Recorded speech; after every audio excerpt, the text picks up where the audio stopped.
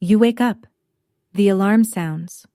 Or perhaps it's just the morning light filtering through the curtains. You have been in bed for 7, maybe even 8 hours. On paper, you should feel restored. You should feel ready to meet the day. But you don't.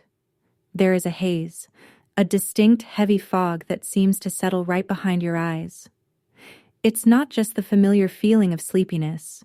It's a sense that your mind is running at half speed, like trying to walk through mud. Your thoughts are slow. Finding the right word in a conversation feels like a struggle. That checklist of things you need to do, it just seems overwhelming. Your body might be awake, but your brain feels like it's still on standby. We have a name for this now. We call it brain fog. And we, as a society, have become experts at ignoring it.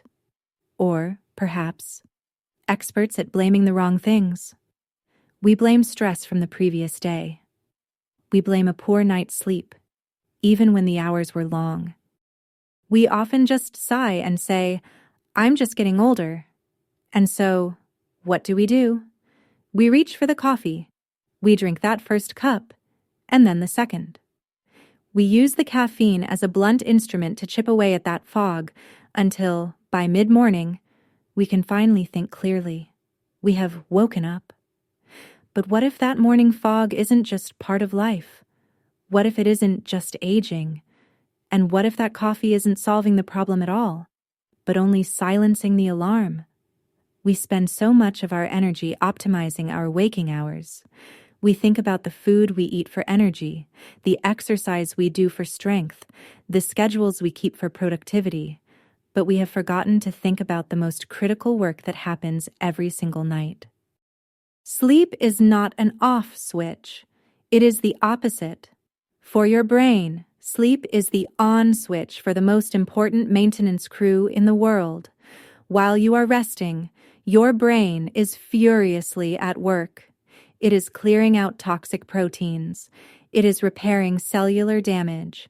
It is consolidating memories, filing away the important and discarding the irrelevant. It is doing the deep, vital housekeeping that allows you to wake up sharp, clear-headed, and resilient. But like any crew, this maintenance team needs resources. It needs tools. And the single most important resource for this nightly work is oxygen. This leads us to the question that might just change how you view your health entirely. What if your brain isn't getting enough of it while you sleep? We think about breathing, of course. We know our lungs take in oxygen. But we don't think about the delivery system. We don't think about the vast, intricate, microscopic network of blood vessels that must carry that oxygen to every single corner of our brain. That feeling you have in the morning, that heaviness, that fog, it may not be a sign that you failed to sleep. It may be a quiet signal that your brain failed to breathe. It's a sign that the housekeeping was left half done. The good news is we can change this. We can help that system. And it often starts with one simple, natural change before you even get into bed. Let's think about our nightly rituals. What do we do in that final hour before sleep? For many of us, the routine is well worn. We might dim the lights. We might try to put away our phones and screens, though we often struggle. We are told that a good night's sleep is the foundation of health. And so, we try to create an environment for it. Perhaps you drink something. Many people reach for a cup of sleepy time tea, something warm with chamomile or valerian, hoping to calm the mind. Others, perhaps, believe a small glass of wine or brandy will relax them, helping them to drift off faster. We might take a melatonin gummy. We might read a book. We focus intensely on the act of falling asleep. We see sleep as a destination. The goal is to get there as quickly and as deeply as possible. We believe that if we just check the box, 8 hours of unconsciousness, our body will handle the rest. We assume the system is automatic. This is where the first misunderstanding begins. We treat sleep as a passive state of shutting down, when in reality, it is a highly active, highly demanding metabolic process.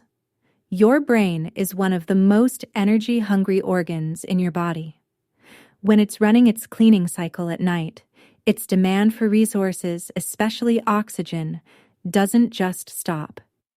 Those warm, comforting drinks, they are designed to calm your mind. They are targeting your anxiety. But they are doing almost nothing to help your physiology.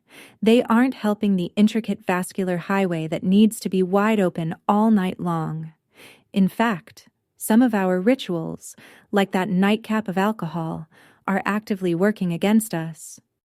While it may make you drowsy, alcohol has been shown to restrict blood vessels and disrupt the most critical phases of sleep, leaving the brain's work unfinished.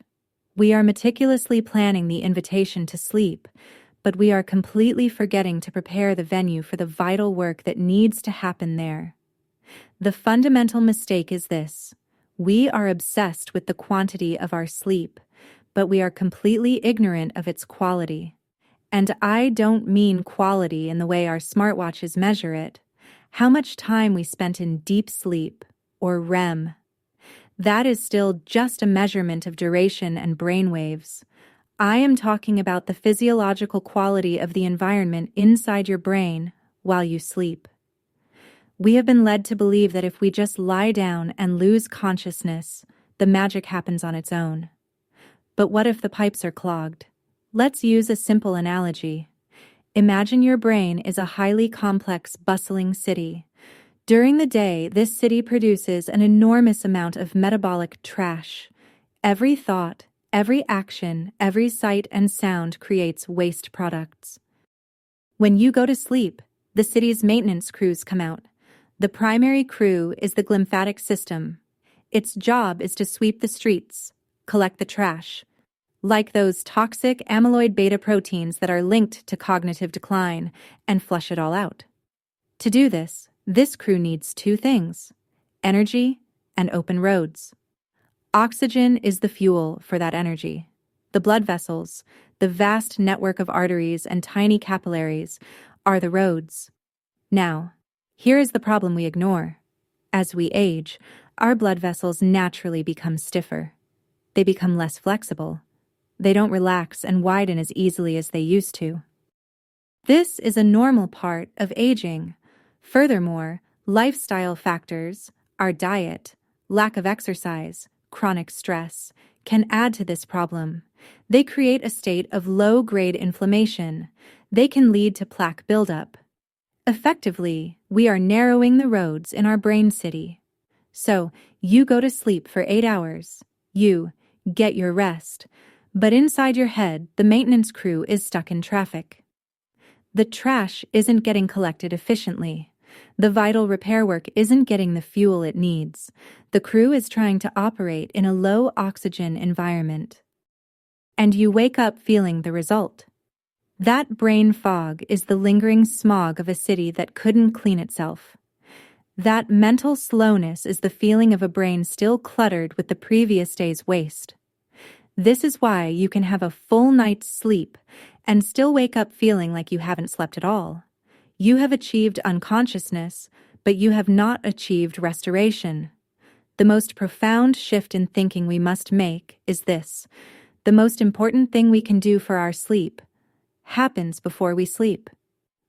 We must stop focusing only on calming our minds and start focusing on preparing our bodies. We need to find a way to tell our vascular system, it's time to open up. It's time to let the crew work. We need to actively widen those roads. We need to ensure that when the brain calls for oxygen in the middle of the night, the delivery system is wide open and ready. So, how do we do this? How do we send a clear signal to our body to open up those crucial pathways? The answer, remarkably, doesn't come from a complex pharmaceutical or a high-tech gadget. It comes from the ground. The drink I am talking about, the one that can help prepare your brain for this vital nightly work, is something you have likely walked past in the grocery store without a second thought. It is beetroot juice. Yes, the humble beet. That deep, ruby-red root vegetable. Before you dismiss it as just salad food or too earthy, I want you to understand that this is not about folk wisdom. This is about hard physiology. For years, elite athletes have used this exact drink. They use it as a pre-workout, a performance enhancer. Why? Because they discovered, and sports science has confirmed, that it contains a secret ingredient, a natural compound that gives them a distinct physiological edge, and it turns out, the exact same edge that an athlete needs to push more blood and oxygen to their muscles is what your brain is crying out for to clean itself while you sleep. It's a natural superfuel for your circulatory system. To understand why this simple, earthy juice is so powerful, we need to talk about one of the most important molecules your body produces. It's a molecule so fundamental that the scientists who discovered its function won the Nobel Prize in medicine. It's called nitric oxide, or simply NO. Do not confuse this with nitrous oxide, the laughing gas. Nitric oxide is a signaling molecule. Think of it as a messenger, perhaps the most powerful messenger for your entire circulatory system. Its primary job is to tell your blood vessels to relax. This is a process called vasodilation. Let's go back to our analogy of the roads in the brain city. Most of the time, our blood vessels, especially the small ones, are just operating at a baseline width. But when nitric oxide shows up, it's like a signal from the city's traffic controller that says, "We have an important delivery coming through. Open all lanes." When nitric oxide binds to the smooth muscle cells lining your blood vessels, those muscles instantly relax. The vessel itself widens. Imagine a garden hose. If you squeeze it, the water flow is weak. If you let it go, the flow is strong. Nitric oxide is the signal that tells the body to stop squeezing the hose. What does this widening do? It's simple physics. A wider pipe allows for dramatically more flow. More flow means more blood. More blood means more oxygen. This is the entire game. More oxygen delivered to the brain tissue. So, where does beetroot juice fit into this? Beetroots are one of the richest natural sources of a compound called inorganic nitrates. The process is a beautiful piece of natural chemistry. When you drink beetroot juice, the nitrates mix with the bacteria on your tongue. These bacteria are essential. They convert those nitrates into nitrites. You then swallow. When these nitrites reach the acidic environment of your stomach, they are converted into, you guessed it, nitric oxide. But the magic doesn't stop there. Some of the nitrites are also absorbed into your bloodstream. Your body then circulates these nitrites. It essentially stores them. They become a reserve tank for nitric oxide production. Your body can then take these circulating nitrites and convert them into nitric oxide wherever and whenever it is needed most. This is what makes it so different from a stimulant like caffeine. Caffeine is a whip. It forces your system into a state of alertness. Nitrates are not a whip. They are a tool. They are a resource. You are not forcing anything. You are simply giving your body the raw building blocks it needs to perform its own road-widening maintenance. You are providing the materials for the traffic controller to do its job. The research on this is compelling. Studies have shown, time and again, that consumption of nitrate-rich beetroot juice can significantly increase blood flow. They have measured it. They have seen it in brain scans. One of the most profound areas of research is in cognitive function, especially in older adults. Studies from places like Wake Forest University have shown that supplementing with beetroot juice can increase blood flow to specific areas of the brain, the very areas that are often underperfused or lacking in blood flow as we age. They found it specifically improved blood flow to the frontal lobes, the part of your brain responsible for executive function, decision-making, working memory, and focus. The exact things that are hit hardest by brain fog. So when you drink this before bed, you are not just drinking a vegetable juice. You are, in essence, taking a vasodilator. You are preloading your system with the building blocks for nitric oxide.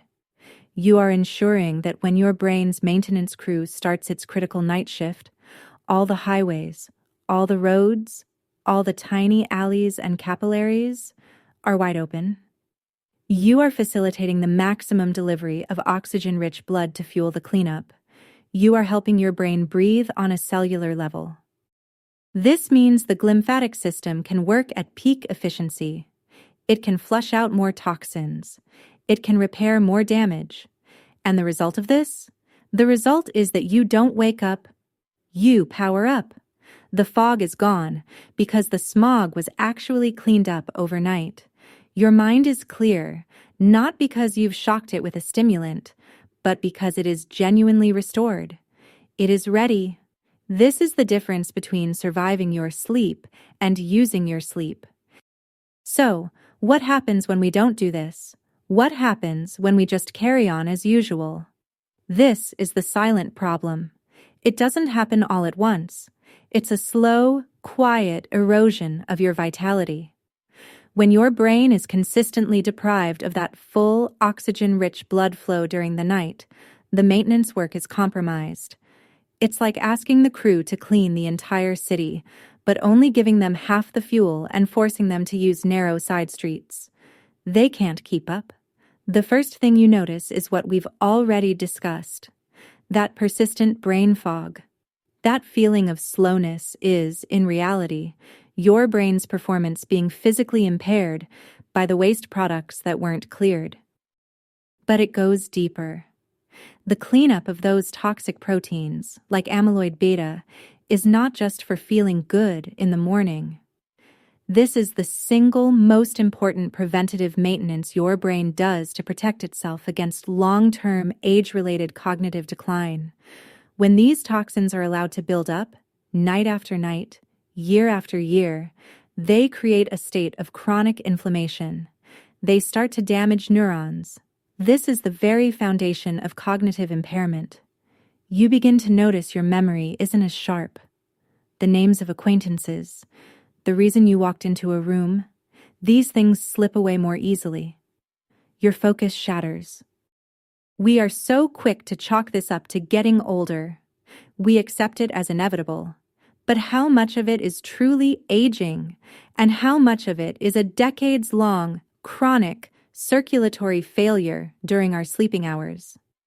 By not supporting this nightly vasodilation, we are, in effect, letting our brain slowly suffocate in its own metabolic waste. The body is resilient. It can handle a night or two of poor maintenance, but it cannot handle a lifetime of it. That feeling of fogginess is not just an inconvenience. It is a warning sign. It is your brain's polite and then not so polite request for better support. It's telling you, I am not getting what I need to protect you. So, if you are ready to try this, it's important we do it correctly, safely, and consistently. This is not about a dramatic overhaul, but about a small, intelligent addition to your evening. First, let's talk about how much. This is not a drink you consume by the large glass. This is potent. We are looking for a medicinal supportive dose.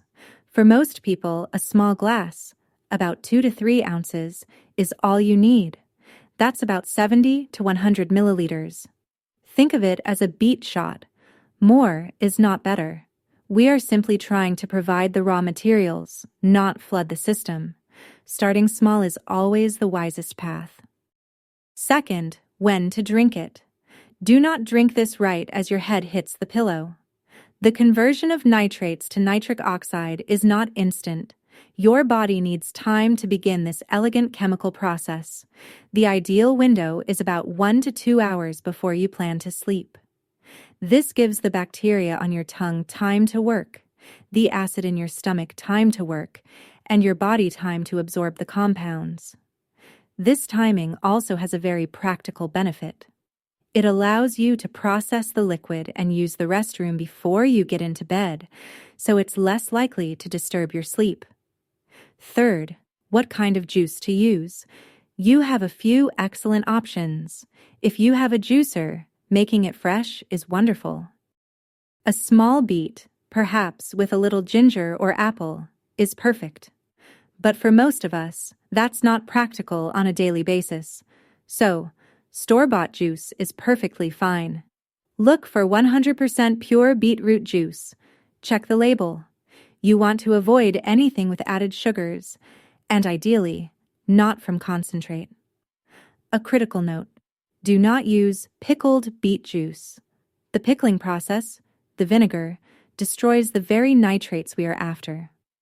Another fantastic, and often easier, option is beetroot powder. You can find high-quality organic beetroot powder. You simply mix a teaspoon or so into a small amount of water. This is stable, easy to store, and just as effective. Now, let's address the most common question: the taste. Beetroot juice is earthy. There is no denying it. It tastes like the ground it came from. My advice is not to fight it. Accept it. Reframe it. This isn't a milkshake, it's a health tonic. But you can easily make it more palatable. The earthy flavor is balanced by acidity or spice. A strong squeeze of fresh lemon juice cuts through it beautifully. A small nub of fresh ginger juiced with it also works. If you must, a small splash of apple or carrot juice can sweeten it, but try to keep it as pure as possible. Fifth, and this is the most important part, a word of caution.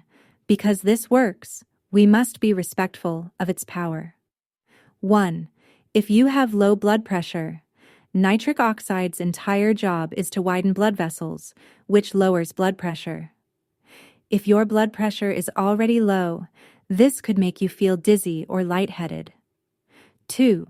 If you are on blood pressure medication, you must speak to your doctor before adding this to your routine. Your medication is already managing your blood pressure. Adding this could create a compounding effect. Please, have that conversation first. 3. If you have a history of kidney stones, beets are high in oxalates, which can contribute to a specific type of kidney stone. If this is you, this is not the right strategy for you without medical guidance. Finally, there is one harmless side effect you must know about. It's called beaturia. The deep red pigment in beets can pass through your system.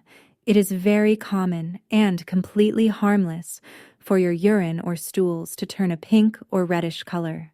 It is not blood. Do not panic. It is just the pigment. This is a practice of consistency.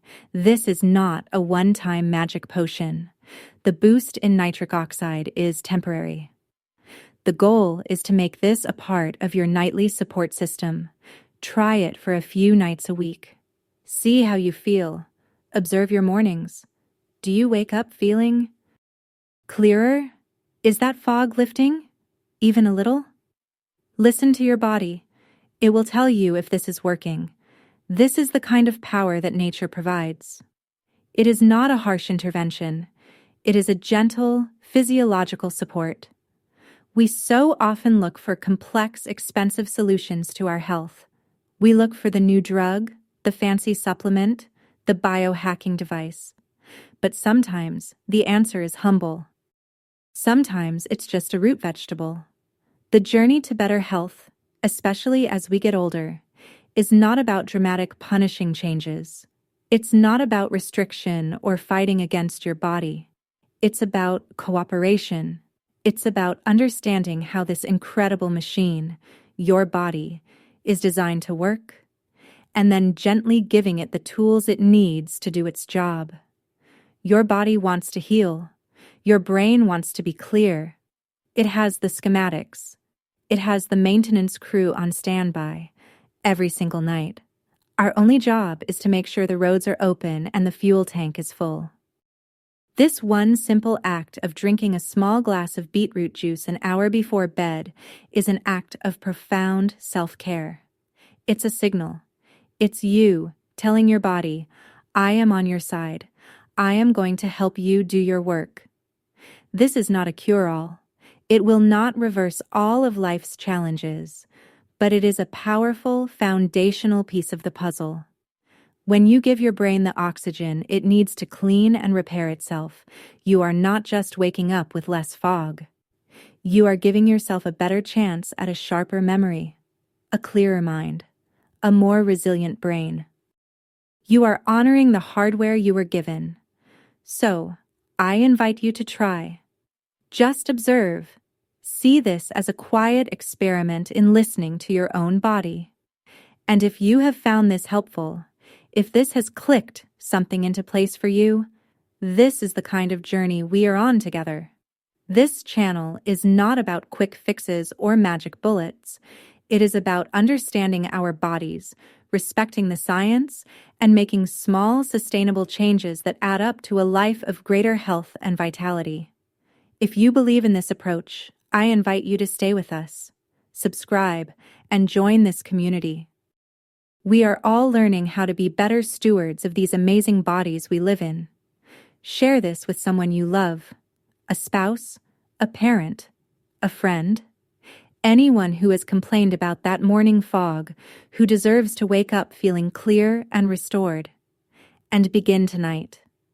Start with this small, simple act of support. You deserve to wake up feeling your best. Your brain deserves to truly breathe.